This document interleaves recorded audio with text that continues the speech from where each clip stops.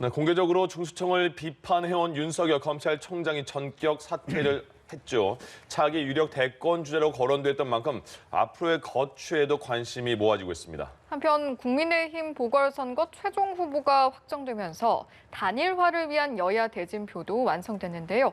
관련 내용을 포함한 정치권 이슈들 최창렬 용인대 통일대학원장, 김형준 명지대 교수와 함께 짚어보도록 하겠습니다. 네, 두 분 어서 오십시오. 안녕하십니까.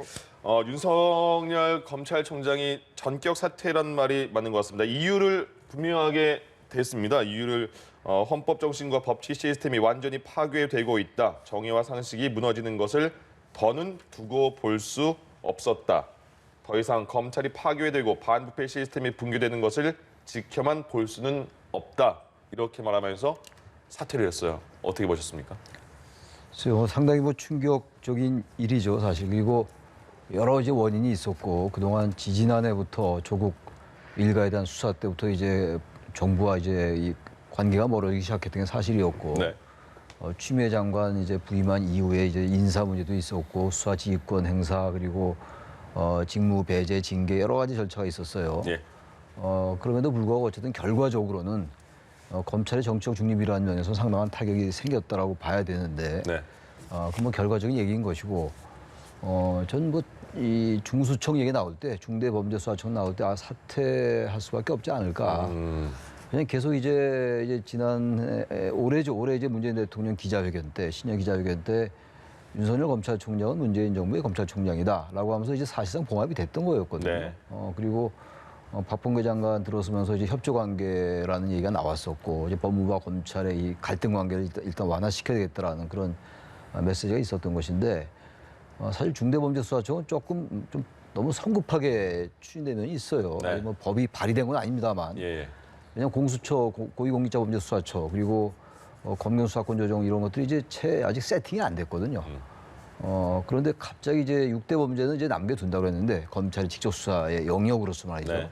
그것마저 이제 배제한다고 하니까 검찰총장으로서는 저런 선택을 할 수밖에 없지 않았을까. 물론 이제 지금 이 얘기를 나누겠습니다만 뭐 정치적인 여러 가지 해석들이 따르긴 따릅니다만, 네. 그것과는 별개로 예. 검찰총장으로서 사퇴할 수 있겠다라는 생각을 했었습니다. 예. 그래서 사실은 대단히 충격적이긴 합니다만 어느 정도 예상되지 않았을까라는 생각도 듭니다. 예. 검찰의 수사권 박탈에 대해서 윤석열 총장의 선택은 사퇴였습니다. 어떻게 보셨습니까? 두 가지 측면에서 볼 수 있다고 보는데요. 저는 결국 투쟁을 통해서 검찰을 살리기 위한 첫 번째 조치라고 저는 봐요. 왜냐하면 본인이 검찰총장으로 있는 이상 중수청이 설치되는 거를 막을 수는 없다라고 하는 부분들이 있는 것 같습니다. 네. 그러다 보니까 자연히 물러나면 지금 수사 지휘권 폐지된 지가 얼마 안 됐지 않습니까? 네. 그리고 6대 범죄와 관련돼서 시행된 게 2달밖에 안 되는데 불구하고 이런 식으로 중수처 설치를 하겠다고 한다는 거는 결국 이제 검찰을 완전히 파괴하는 거다라고 생각하면서 결국 자기가 물러나야지만이 이 문제가 매듭질 수 있겠다고 판단한 것이 가장 중요한 저는 원인이라고 보고요. 예. 두 번째는 결국은 대통령이 윤석열 총장은 이제 문재인 정부의 총장이라고 했지만, 저는 이게 일어난 과정을 보면 크게 세 가지가 작동됐다고 봐요. 첫째는 신현수 전 민정수석 파동이 있으면서 윤석열 검찰총장이 마음을 굳힌 것 같아요. 왜 그러냐면 신 전 수석을 통해서 결국은 대통령의 국정기조가 바뀔 거라는 나름대로의 확신이 있었는데, 박범계 지금 장관의 인사를 보면서 이게 전혀 바뀐 게 아니구나라는 판단이 들기 때문에, 거기에 더불어서 지금 윤석열 방지법이라는 것도 지금 뭐 발의하겠다고 하니까 사퇴를 하고 1년 못을 박아놓지 않습니까? 네. 이런 상황 속에서 결국은 검찰도 살리면서 향후 자신의 정치적 행보를 할 수 있는 가장 중요한 명분을 찾았었고, 그 명분이 바로 지금 얘기하는 이 검찰을 나름대로 어떻게 압박을 넘어서서 그는 검찰 해체로 보기 때문에 이것을 명분으로 할 수 있는 길이 본인이 찾지 않았나 생각을 좀 합니다. 알겠습니다. 정계 진출 여부 같은 경우에는 말을 아끼기는 했는데 이야기한 내용을 보면 어떤 위치에 있던 자유민주주의와 국민 보호에 최선을 다하겠다. 이런 내용들은 사실 어떤 정치적인 상상력을 불러일으킬 만한 여지는 좀 남겨두는 모습인 것처럼 느껴지기도 하거든요. 어떻게 보세요? 아주 굉장히 직설적으로 표현하면은 대여투쟁 선언이에요. 네. 왜냐하면 아니 정의와 상식이 무너지고 헌법 정신과 이 법치 시스템이 무너진다고 한다는데 결국은 크게 보면은 이렇게 저는 해석을 할 수가 있어요. 네. 윤 총장이 던진 메시지는 뭐냐면 이제 더 이상 이 정부는 촛불 정부가 아니다. 당신들은 이제 더 이상 촛불을 가지고 들먹이지 말아라. 결국은 뭐냐면 자신이 얘기하는 핵심이라는 것은 국민들 편 속에서 국민의 입장에서 이 문제를 풀어가겠다는 선언이기 때문에 네. 저는 뭐 강력한 대여투쟁의 선언이라고 볼 수도 있는 거고 몇 가지 단계를 거칠 거라고 좀 봅니다. 네. 뭐 암중모색하는 단계에서 나중에 결국은 정치 세력화 단계 그리고 마지막으로는 대권에 본격적으로 참여하는 이 세 단계로 나눠질 텐데 예.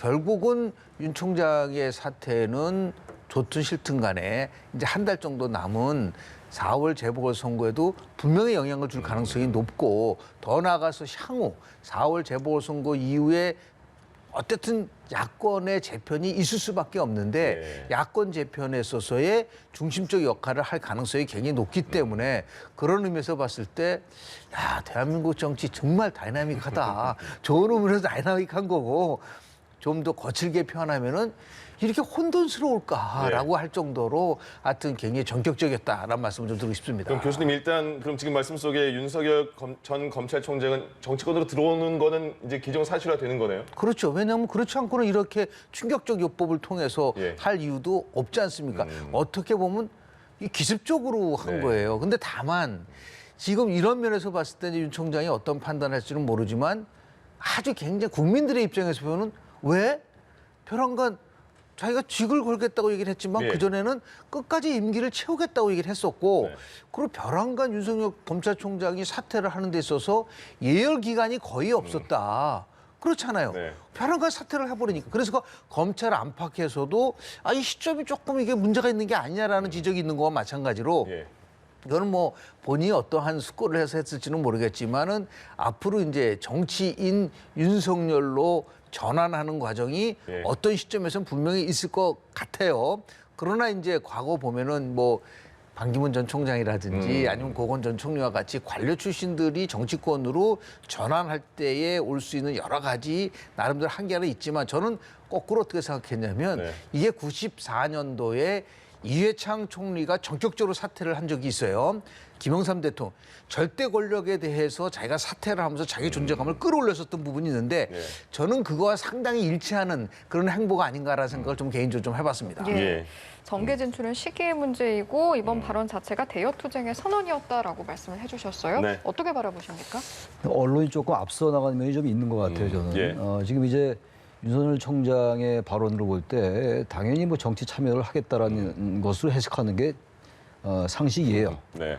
자유민주주의를 얘기하고 국민을 끝까지 보호하는데 최선을 다하겠다. 헌법이 이제 파괴되고 민주주의와 법치주의가 후퇴한다. 이거는 일상적인 사안에 대해서 검찰총장으로서 중수청에 도저히 동의하기 어렵다 하더라도 그렇게까지 정치적인 용어를 사용하지 않을 거예요. 예. 그러니까 누가 봐도 이거는 뭐 정치를 하겠다라고 해석하는 게 맞는 겁니다. 근데 이런 발언을 보고도 여전히 정치에 생각이 없을 거라고 얘기하는 건 그거 좀 상식적이지 않죠. 예. 아주 그 순전히 단어의 의미, 함의만 볼 때는. 근데 그럼에도 불구하고 이 정치에 이제 들어오는 게 만만한 문제가 아니잖아요. 지금 이제 현재 거대 정당은 국민의힘, 제1야당이 국민의힘이고 더불어민주당이 이제 집권 여당인데 예. 지금 뭐 의석 차이는 많이 난다 하더라도 이 거대 정당들에 의한 이 한국 정치의 양대 정당 체제 사실은 전 뭐 굉장히 이 정당 체제는 불편한 체제다라고 생각을 해요, 개인적으로는. 네. 양당제라고만 보기도 어렵고 다당제도 아닌 아주 애매한 체제로서 어떤 양대 거대 정당이 적대적 공존을 통해서 자신들의 기득권을 유지하는 그런 정당 체제거든요, 이게. 예. 그러면서 볼 때 의미가 있다 하더라도 과연 어느 쪽에 몸을 담을 것이냐를 볼 때 만만하지가 않아요. 네. 국민의힘에 저는 윤석열 총장이 몸을 담거나 결합하는 건 저는 순전히 정치적인 측면에서 볼 때 그런 시너지를 내기 어렵다고 보는 것이고 민주당은 뭐 더 이상 말할 것도 네. 없고 그다음 제3지대가 어느 쪽이냐의 문제거든요. 제3지대 정치라는 게 우리나라에서 아직은 선거한 지 한 번도 없어요. 2017년도 반기문 총장 얘기 많이 들고, 예. 2010년도 지금 뭐 안철수 후보가 이제 서울시장 출마를 했습니다만 뭐 단일화가 어떻게 될지 모르겠는데 예. 안철수 후보도 마찬가지였고 그러면서 볼 때 만만치가 않아요. 근데 분명한 것은 어쨌든 처음부터 윤석열 총장이 정치하겠다는 생각을 한 건 아닙니다. 제가 예. 볼 때는 그래요. 단정하기는 어렵다 하더라도 아닌 것 같아요. 네. 근데 올해 1월 달까지만 해도 글쎄요 긴가민가 했는데 중수청 얘기가 나오면서 윤 총장에게 사태의 직접적인 명분과 계기를 제공하게 된 거였거든요. 아마 그런 과정 속에서 조금씩 정치에 좀 참여해야 되겠다는 생각은 싹 튼 것이 아닌가 생각은 들어요. 그러니까 지난해 10월 달에 국정감사 때 계속 여권이 얘기했던 게 그거였잖아요. 왜 정치 안 한다는 얘기를 안 하느냐를 가지고 네. 공격했던 거 아니었어요. 저는 그런 여러 가지 상황으로 볼 때 윤 총장이 정치에 계속 어떤 형태로든 간에 참여할 가능성은 대단히 높은데 언론이 모든 언론이 얘기하는 것처럼 너무 앞서가는 면이 있다라는 네. 거예요. 그러니까 일단은 전 상당한 여러 기간 동안에 여러 상황을 좀 볼 것 같고요. 어떤 일부 언론을 보니까 지금 워낙 기사가 많이 쏟아지니까 네. 2일, 3일, 4일, 사흘이었잖아요. 2일날 신문 인터뷰 기사가 나왔고 예, 예. 3일날 대구 방문했고 이제 어제 사퇴했단 말이에요. 예. 워낙 많은 기사가 쏟아지고 있어요 지금. 근데 이게 쭉 보면서 이번 뭐 재보궐선거 이제 한 달 남았잖아요. 네. 재보궐선거에 특정 후보를 지지할 것이다. 뭐 이런 기사도 봤는데 저는 그럴 가능성은 거의 없을 것 같아요. 그 정도의 생각을 가지고 만약에 사퇴를 했다, 저는 그렇지 않을 것 같고 그래서 전 정치 참여 쪽에 저도 무게를 두는데 네. 아직은 좀 섣불리 좀 앞서 나간 면들이 있다. 언론들이 네. 그런 생각이 좀 듭니다. 알겠습니다. 그러면 아까 말씀하신 것처럼 그러면 왜 지금이라는 문제에 대해서 이제 대선이 1년 정도 남았고요. 지방선거 한 달 정도 남았잖아요. 왜 이 시점에서 나왔을까? 그리고 이게 그러면 범여권과 야권에 대해선 어떤 영향을 줄까? 분석 좀 해주세요. 일단은 윤석열 총장의 현 시점에서의 사태가 재보궐선거에서는 정부 견제론에다가 불을 지필 가능성이 굉장히 저는 크다고 봅니다. 네. 왜냐하면 단순하게 중수처에 대한 비판을 넘어서서 결국은 현 정부에 대한 것을 직격적으로 공격을 했기 때문에 네. 자기가 끊임없는 메시지를 통해서 현 정부와 대립각을 만들어 간다고 한다면 그 자체가 이번 재보궐선거에서의 정부 견제론에 대한 것을 나름대로 간접적으로 결국은 지원하는 부분들이 있는 거 있고요. 두 번째 던지는 메시지는 저는 오히려 졸속입법이라는 단어에 대해서 관심을 많이 가졌어요. 그러니까 지금 중수처에 대한 거는 정말 무리하게 추진하니까 오죽하면 청와대에서 속도 조절론까지 나온데도 불구하고 네. 여당의 강경론자들이 이걸 나름대로 추진했었던 부분들이 있었잖아요. 그러니까 지금 추진 과정이 과정이 있는 거죠. 예. 그러니까 이 부분이 결국은 졸속입법을 하지 말라는 거랑 똑같은 메시지.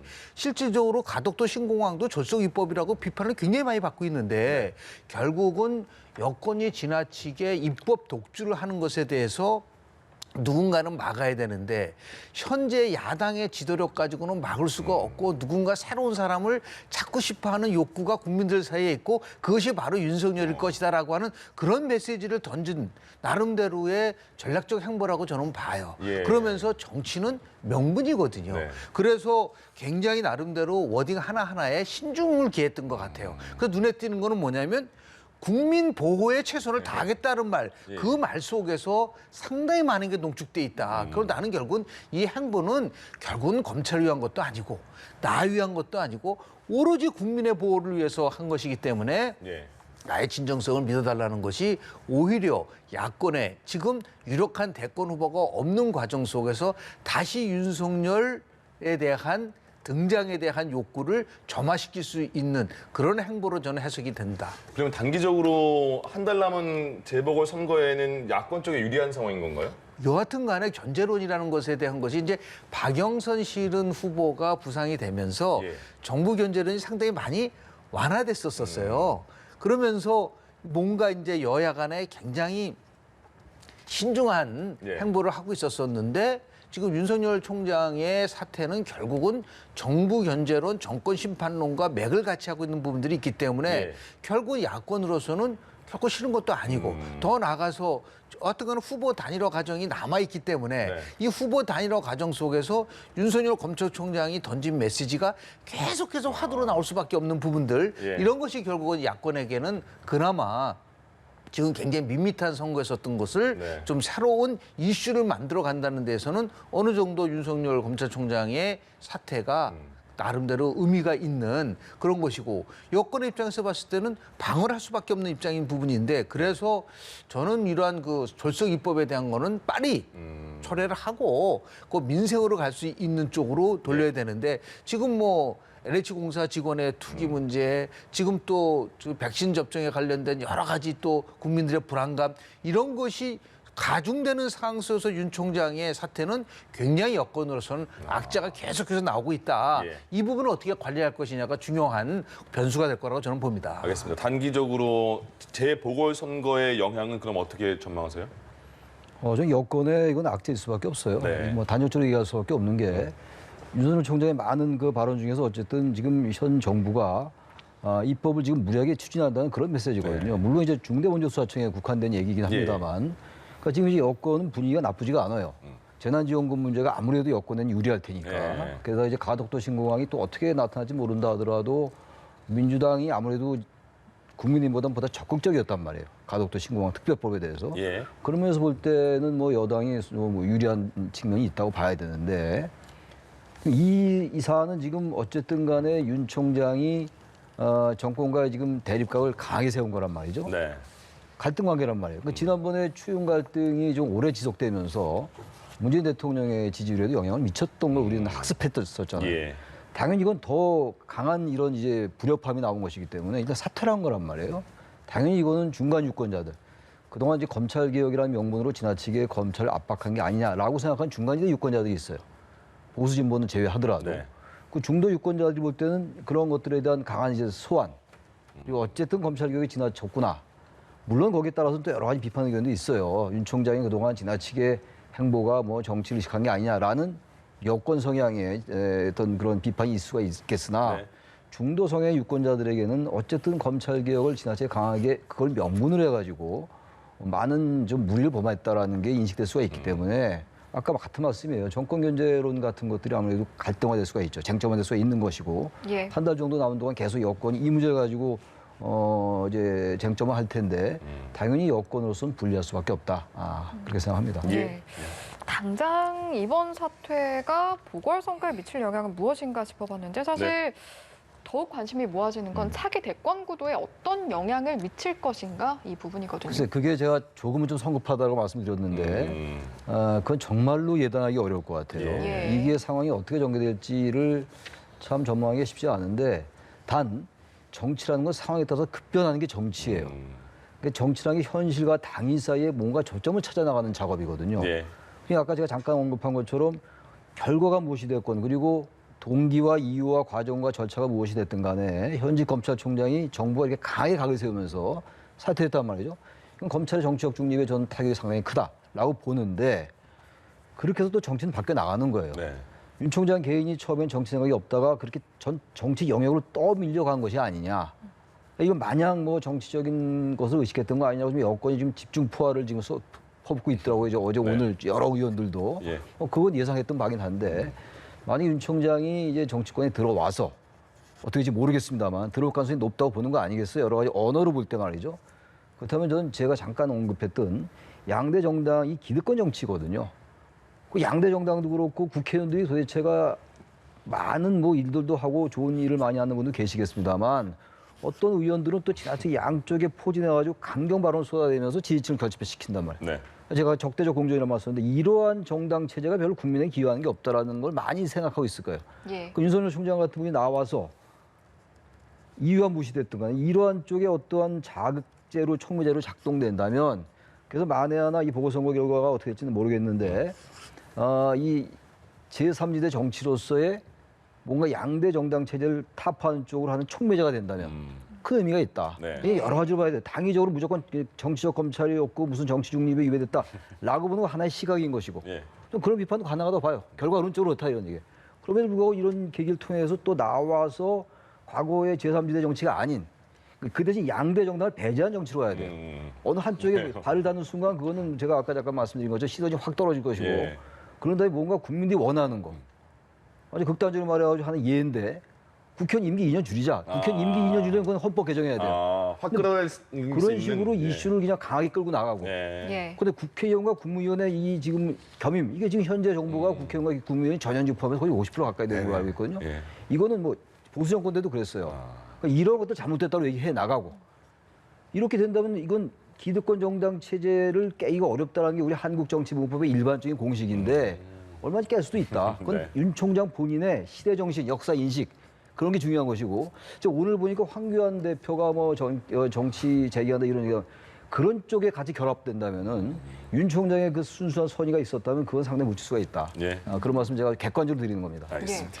윤 전 총장과 그리고 대권과 관련해서 뭐 일단 예단하기가 쉽지 않다고 말씀을 해주셨습니다만 실제로 그동안의 차기 대권주자 여론조사 지지율을 보면 상당한 지지율을 기록하긴 했거든요. 뭐 어떻게 한때는 전망하세요? 뭐 1위를 차지한 적도 있고 여하튼 빅3 안에서 지금 계속해서 위치를 하고 있는데요. 관료 출신들이 과연 정치적으로 성공할 수 있을 것인가 하면서 좀 언론에서 많이 거론되고 있는 부분이 네. 고건 전 총리 그리고 반기문 전 총장을 얘기를 하는데 네. 지금 현재 윤석열 전 총장은 결이 조금 달라요. 가장 큰 차이는 뭐냐면 대통령과 나름대로 대결적 구도를 이룬 다음에 나왔다라는 거예요. 그게 완전히 다른 부분입니다. 그리고 더 나가서 앞에 말씀드린 두 분은 여권 후보 속으로서 거론됐지 야권 후보로 거론된 적은 없단 말이에요. 네. 그런 면에서 보면 윤 전 총장의 이 정치적 행보는 굉장히 독특한 거고 그런 의미에서 제가 모두에 이해창 전 총리 얘기를 했었던 거는 뭐냐. 그래도 이해창 전 총리는 여권 내 인사였었지 야권이 아니었단 말이에요. 네. 그 얘기는 뭐냐면 그만큼 야권 내 대권 주자가 부상되지 못하고 있는 나름대로 윤 총장 나름대로의 공간이 만들어지고 있다라는 부분이 아마도 이러한 그 정치적 행보를 하는 데 있어서 도움을 받을 수 있을 거라고 저는 보는데 예. 결국은 제3지대로 남을 거냐 아니면 국민의힘에 입당할 것이냐 앞으로 여러 가지 정치적 행보가 있을 수는 있겠으나 가장 중요한 것은 정치적 맷집을 어떻게 키울 거냐. 이제는 관료가 아니거든요. 네. 예. 근데 이 정치적 맷집이라는 건 그렇게 쉽게 커지는 않지만 다양스러운 거라고 이제 윤 총장 자기 스스로 생각하는 거는 나는 1년간 끊임없이 이 맷집을 키웠다. 이게 아까 얘기한 두 분과는 다른 부분인 거예요. 네. 그런 의미에서 보면 추미애 법무부 장관이 고맙죠. 맷집을 키워주는데 같이 투쟁을 했었으니까. 예. 그런 면에서 보면 굉장히 독특한 또 정치 현상이기 때문에 이것이 이제 앞으로 향후에 몇 단계를 거칠 거라고 좀 보는데요. 여하튼 간에 빅3로서의 존재감은 여전히 이재명, 이낙연, 윤석열 이 세 명의 나름대로 그래서 4월 재보궐선거 결과에 따라서 여권이든 야권이든 빅뱅은 아니더라도 상당한 나름대로의 재편이 올 가능성은 저는 굉장히 높다고 보고 예. 거기에 어떻게 이제 윤 총장이 안착할 수 있느냐가 굉장히 중요한 변수가 될 거라고 저는 봅니다. 언론이 좀 앞서가는 면이 있다 이렇게 말씀하시잖아요. 그러니까 두 분께서 그래서 좀 조심스럽게 말씀하신 것 같은데 그러면 1년 후에 대선에 윤석열 전 총장은 출마할 것 같습니까? 할 것 그거 같습니까? 참 어려운 질문이에요. 예. 그야말로 전 현문 우답을 할 수밖에 없어요. 네네. 우문현답이 아니라. 예. 지금 여러 가지 변수, 워낙 전제를 많이 달고 얘기를 해야 되는 것이기 때문에 네네네. 지금 이 자리에서 그것을 예측한다는 건 거의 불가능에 아니, 가깝다. 그러니까 그거죠. 그러니까 OX라기보다 그런 대권을 염두하고 지금 나온 행보일까? 당연히 저는 뭐 예. 그것을 염두에 두지 않고는 저러한 발언이 나올 수가 없죠. 그러니까 네. 대선이 뭐 2년, 3년 남았다면야 뭐 원론적인 발언이다라고 얘기할 수 있는데 예. 불가지 코앞이잖아요. 3월 9일. 지금 뭐 이제 언론 분석에 의하면 일부 언론은 판검사 금지법을 이미 발의했잖아요. 예. 그 3월 9일이니까 이제 거기는 해당되지 않아요. 그런 시기도 고려한 거 아니냐 뭐 이런 얘기들도 1년 전에 하더라고요. 나온 거다. 이제 이렇게. 3월 4일이니까 예. 아무튼 그건 이제 저촉이 안 되는 거예요. 일단 설령 법이 통과되더라도 네네. 그런 것들. 전 당연히 윤석열 총장이 만약에 정치를 한다면 대권을 의식 안 할 수가 없는 것이고. 근데 예. 사실은 전혀 정치가 안 나올 때도 1위를 한 적도 있었잖아요. 지난해 윤 총장이 어쨌든 간에. 그런 것들도 있고 해서 당연히 정치에 참여한다는 것은 그냥 일상적인 국회의원 출마하고 이래서 차차 뭐 몸집을 불려나가는 게 아니라 네네. 대권으로 갈 수밖에 없는 것이고 단지 예. 이제 이 야권발 정계 개편을 어떻게 추동해 나갈 것인가.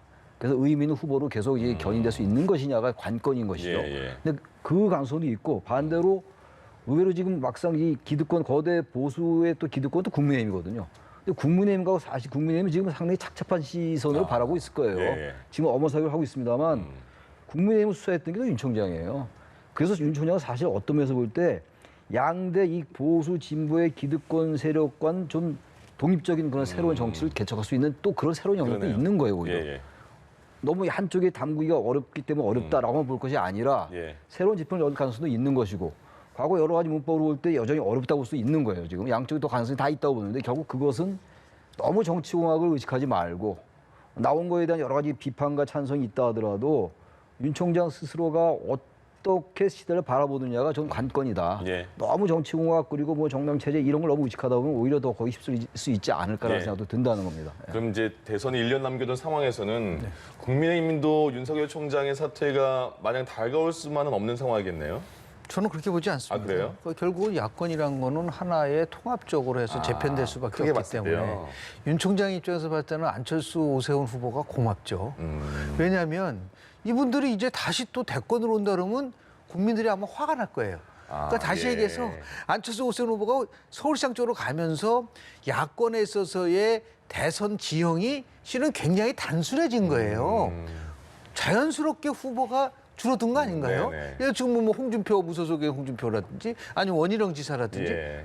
그리고 유승민 유승민 예를 들어서 전 예. 의원이라든지 굉장히 단순한 구도 속에서 이 정도면 내가 한번 해볼 만할 것이고 결국은 선거를 승리하기 위해서는 저는 재보궐선거 끝나고 나면은 국민의당과 국민의힘이 다시 재답당하든 국민의힘이 발전적 해체를 할 수 있을 정도로 만약에 재보궐선거에서 서울에서 패배하지 않습니까? 예. 물론 국민의힘은 더 이상 없다. 그런 식의 속에서는 결국은 발전적 해체를 할 수밖에 없는 상황 속에서 자연스럽게 누구한테 SOS를 취하겠습니까? 네. 윤석열 총장한테 SOS를 취할 수밖에 없으면 자연스럽게 야권의 유력한 대권 후보로서 입지를 계속해서 끌고 갈 수밖에 없는 것이고 예. 그것이 결국은 대권 경쟁 구도 속에서 나름대로 의미 있는 그 판이 만들어지지 않을까라는 생각을 좀 합니다. 알겠습니다. 여기까지 해야겠습니다. 자, 최창렬 용인대 통일대학원장 김형준 명지대 교수 두 분과 함께했습니다. 고맙습니다. 고맙습니다. 고맙습니다.